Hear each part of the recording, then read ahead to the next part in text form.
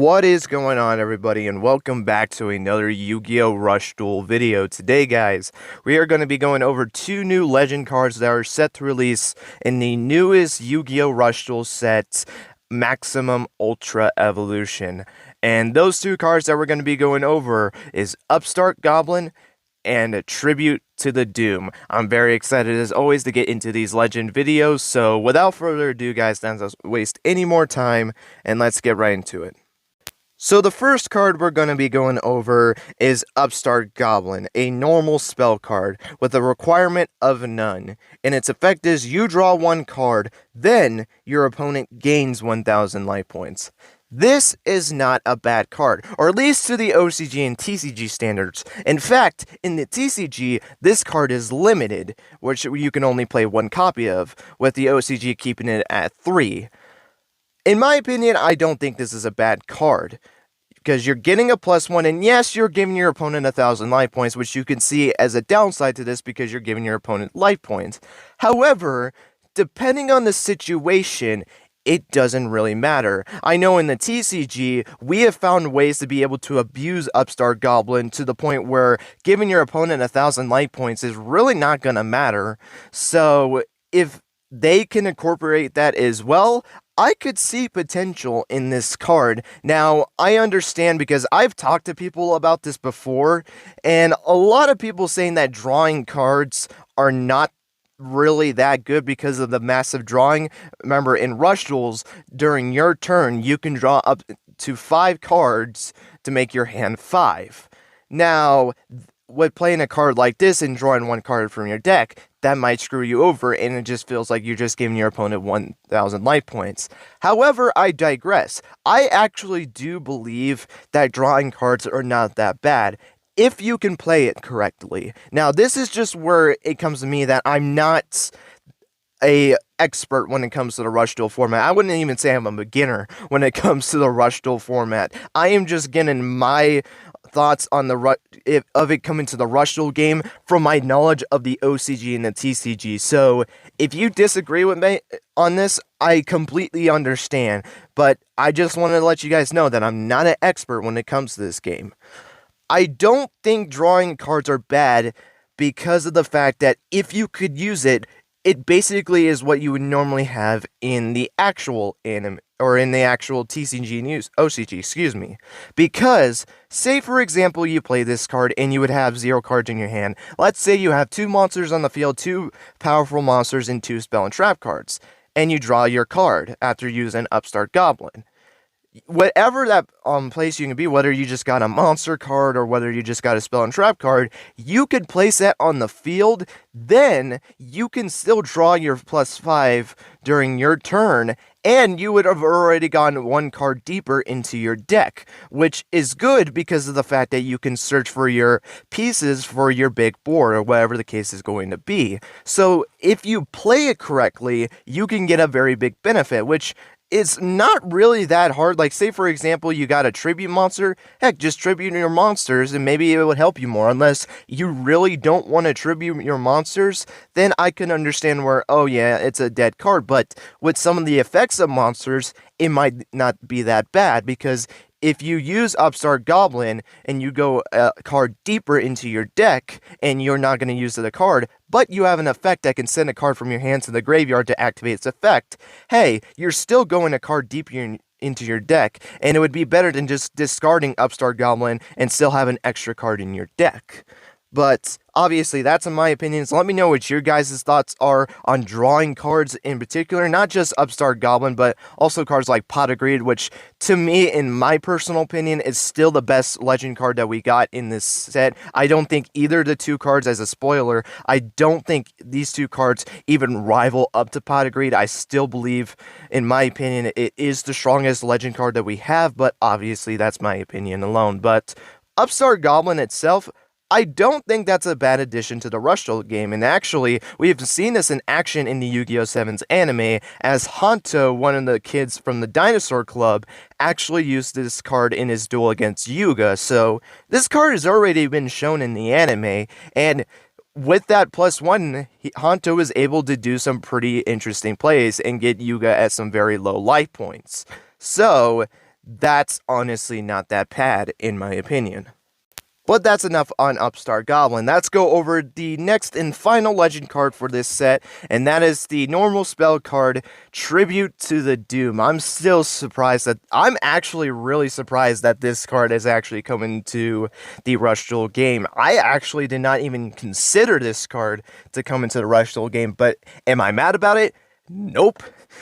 What is its effect? Well, its requirement is you can activate by sending one card from your hand to the graveyard. Sorry, I read that very weirdly. And its effect is choose one monster on the field and destroy it. It's basically monster removal, which was actually used back in the day because back in the day you really didn't have much one-for-one removal. You're discarding a card to basically pop a monster on the field. That's not that bad, in my opinion.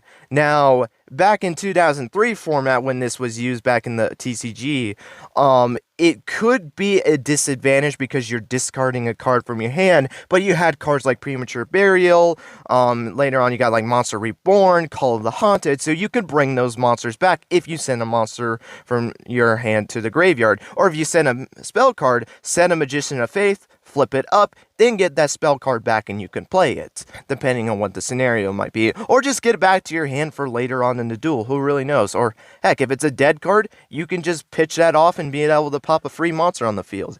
This one, I feel like it can be a little bit more benefit. Like I mentioned earlier, with an effect like a monster to send a card from your hand to the graveyard, that basically is what this does in the form of a spell card, to be able to pop a monster on the field, which could set you up for a massive draw phase, by being able to get, say for example, you had one card in your hand and you had this card in your hand and one other card. It doesn't really matter.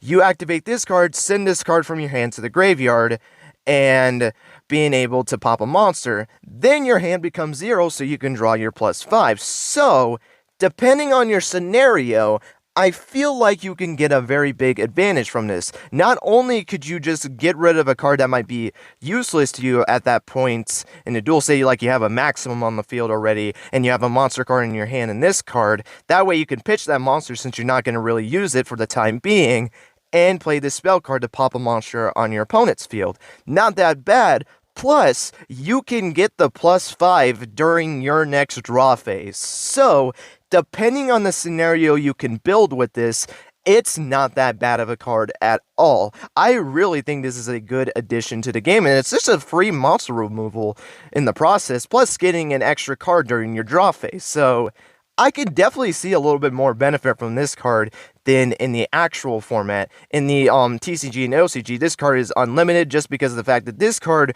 really has not seen much play anymore. This card was just used back in the day because it was a way of monster removal that wasn't like Dark Hole and Regeki. It was just another way to get a removal on one monster. Say your opponent say you have like a Dark Hole in this card in your hand, and just say another monster so we can have a sack off. You can play this card and just get rid of one monster instead of like nuking the field and just wasting that card. This is just a free 1-for-1. So, in my opinion, I think this is a pretty cool addition to the Rush Duel game, and honestly, I could see an argument that this card is better than Upstart Goblin because of the fact that it's a free pop on the field for monster specifically, I should say, and having the potential of drawing more cards depending on the scenario. And plus, again, it's just a way to get rid of monsters on the field, or a monster, I should say, not multiple monsters. So, in my opinion, I could see an argument that this card is better than Upstart Goblin in this format. If we're talking about OCG and TCG standards, I would say that Upstart Goblin's more better than this card, but let me know, which one do you think is better from the two legend cards? Do you think Tribute to the Doom is, or do you still think Upstart Goblin is? I would love to know your guys' thoughts on that, but that's going to be it for the two new legend monsters. And I guess before I actually do a final conclusion on these two cards, let me go and mention the other two maximum monsters that we know are going to be released in this set. I will say this, I will not go over the effects. I'm not really that knowledge when it comes to the cards, but I think it's right to just mention them because they're exclusive to Rush Duel, so why not mention the actual new mechanic of Rush Duels and just talk about it. Why the heck not? So the two monsters that we know we're going to get are Super Magnifly Ship Magnum Overload, which is going to be Yugioh's new maximum monster in the anime. Looks really cool. It's another Overload monster, which the last one we got the Megazord looking one. Now we got the fighter jet version of it. So it's pretty cool. I like the design of this monster.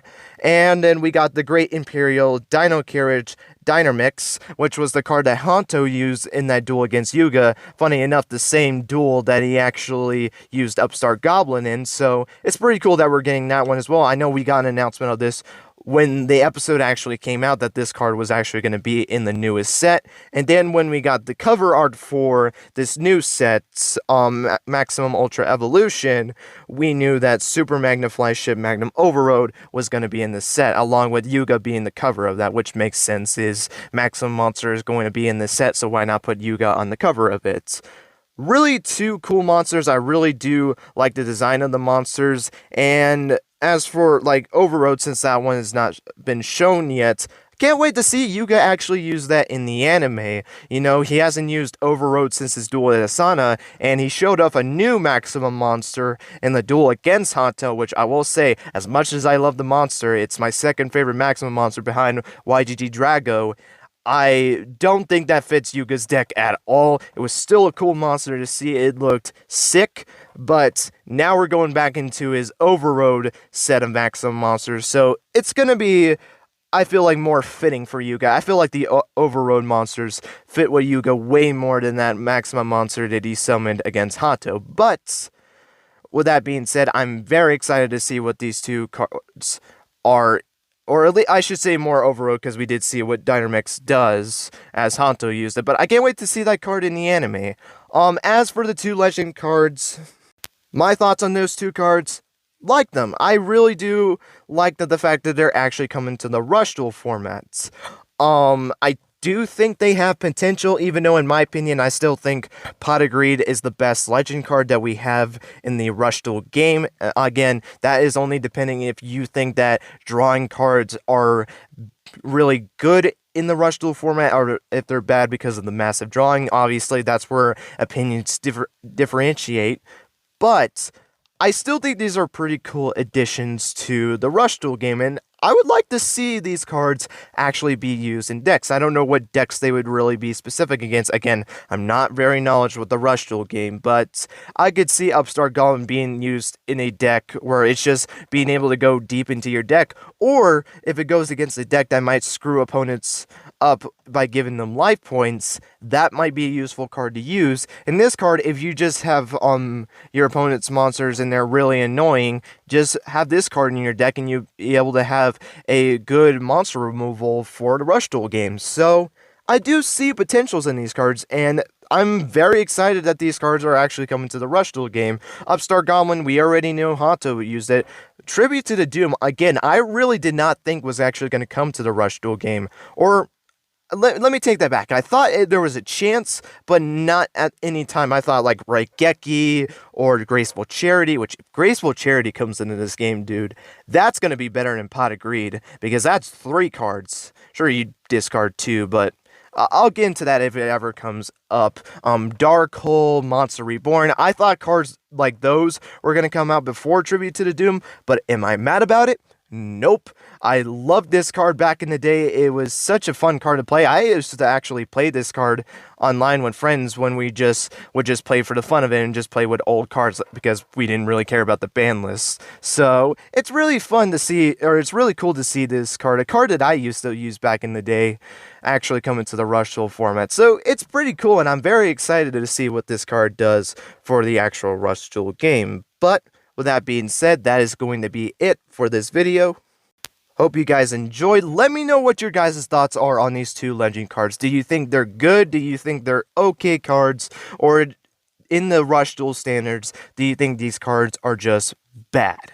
just completely bad. And I guess as an added bonus as well, since I mentioned them, let me know what your guys' thoughts on the 2 maximum monsters as well that are coming to this set. Again, I didn't go over the effects or anything like that, but I would still like to know your guys' thoughts. And if you are someone that actually plays the Rush Duel game, let me know how useful them are. I'm actually really curious on that, if they're going to be any good or not. I'm not going to play it myself, so why not ask the people that actually play it and what their thoughts on it, because obviously I can't give my thoughts on it, but obviously the people who are more well-knowledge with the maximum cards in the Rush Duel game can maybe give an opinion on that.